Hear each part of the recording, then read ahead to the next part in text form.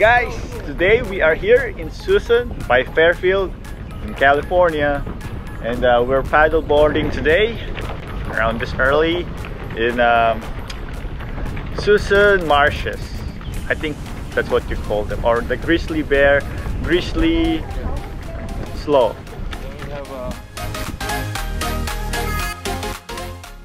Grizzly Waters kayaking is named after the Grizzly Island wildlife area that is located in the Suisun estuary. The company was formed by James with the idea of getting people outside and be active. The kayaking company is located in Northern California by the Suisun Marsh. The marsh has been referred to as the largest brackish water marsh on the west coast of the United States of America. The marshland is part of the tidal estuary and subject to tidal ebb and flood. It's also a home to many species of birds and other wildlife.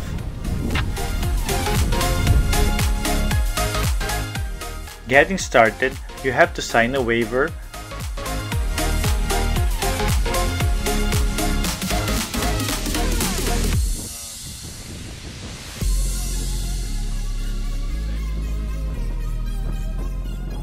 and we took an hour kayaking for $20 and paddle boarding for $25.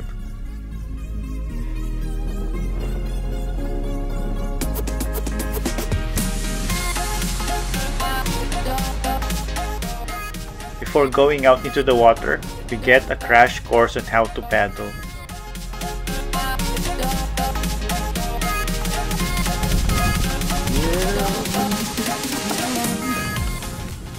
Then you're free to explore the marshes.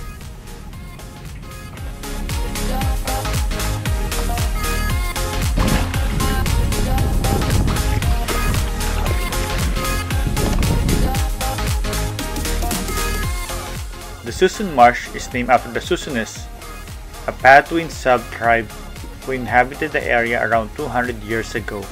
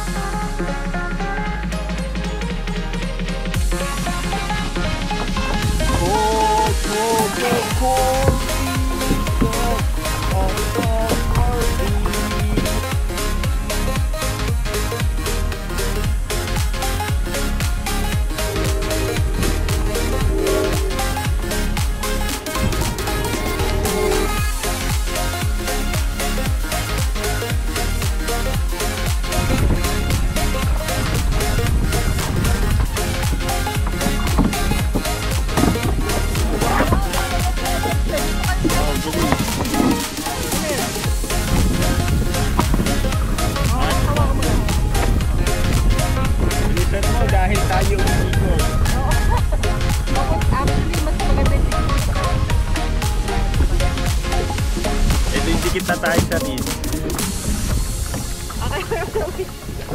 Hey, this is the photo op. Nagdilaw, ayan na ako sa rin. I want to. Ako, maganda. Yeah! Ano yung tsura ko? Ako may buhok sa ano. Dali nga, isa pa, may buhok ako sa mukha eh. Iniwan mo na si Oli. Sam! Oli. One! Wala na, hindi tayo nag-isa.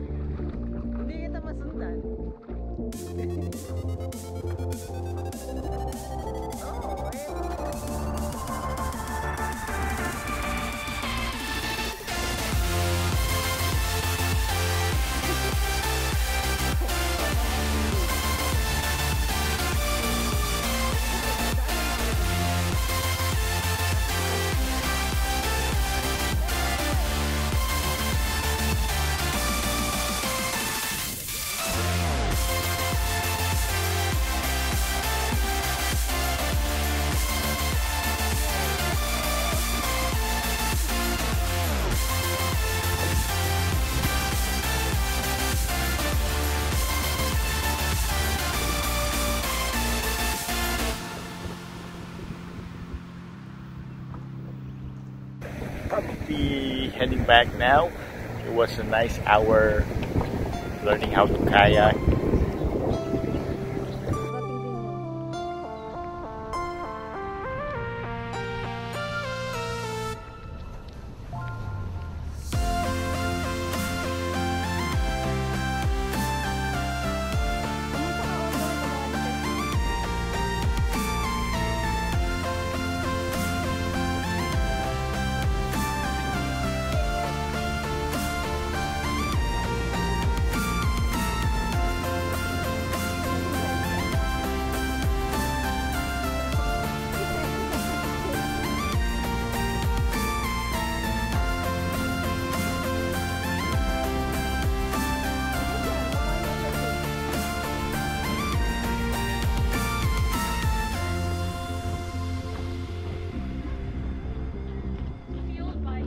Kayo sa bulsa nung bus.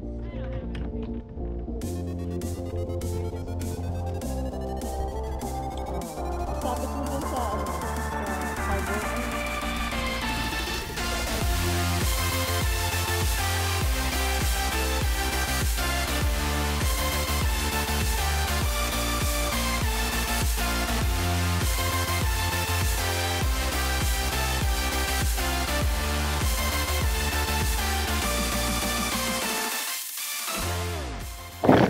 Hey guys, I hope you enjoy our little trip around Suisun Marshes and my first time kayaking. It wasn't that bad.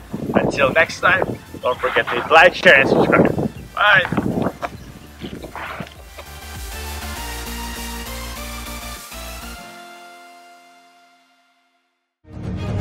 If you like our videos, please click thumbs up for like. Hit the bell to subscribe! Please comment. And don't forget to share!